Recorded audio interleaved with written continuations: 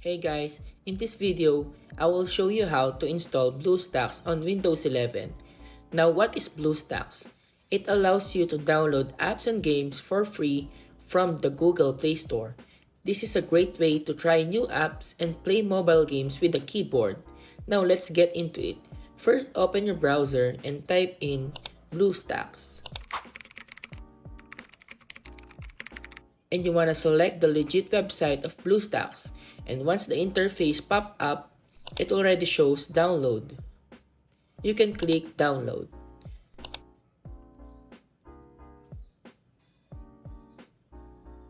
Now, just wait for a few minutes.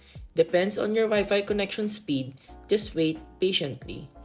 Once it's done, you can now go to your Bluestacks application.